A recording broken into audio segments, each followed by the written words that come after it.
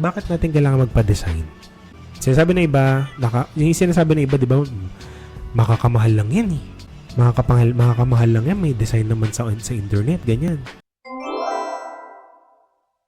Ito yung mga pros niyan, yung mga advantage niyan. Una, yung design mo, kung ano yung gusto mo, by sa wishlist mo. Kapag kinuha mo lang sa net yan, pagtsatsagaan mo lang yan na kung ano yung nasa net na nakuha mo, yun na yun.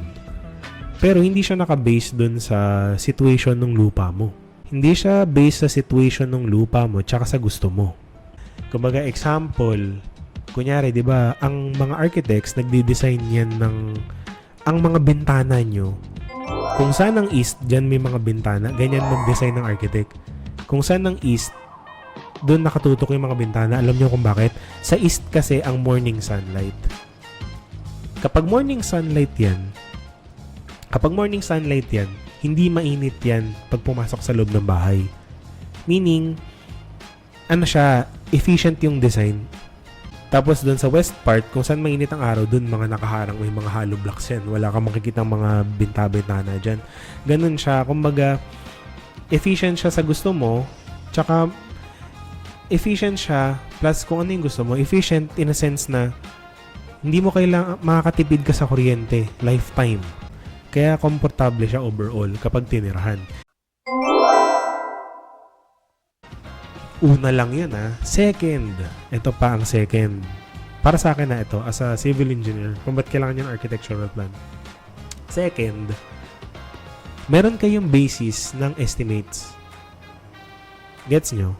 Kapag pina-estimate nyo sa mga contractor yan, hindi kanila pwedeng dayain na hindi naman nakalagay sa plano yan Hindi naman ganyan yung naisip ko sa quote ko Kapag along the way na nagpapagawa na kayo ng bahay.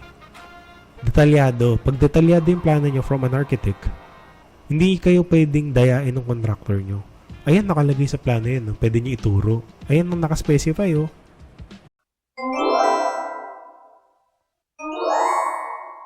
Meaning, kapag nag-quote sila, specific dun sa plano yung kailangan na mga materyales, yung mga gano'n, na-gets nyo.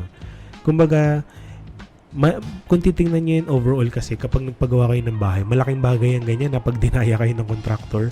Pag when I say dinaya kayo, ang usapan dyan, mga 50,000, 30,000 yung magiging loss nyo dyan. 100,000 max, parang worst case scenarios, 100K, 500K.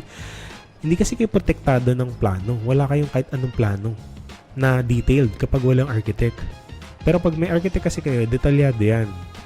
Hindi kayo pwedeng, kumbaga wala magiging loophole yung contractor sa inyo. Hence, makakatipid kayo sa construction cost. Yan yung mga important reason bakit kailangan nyo magpa-design. Walang na yun yung dalawang importante kung ba't kailangan mo ng architect.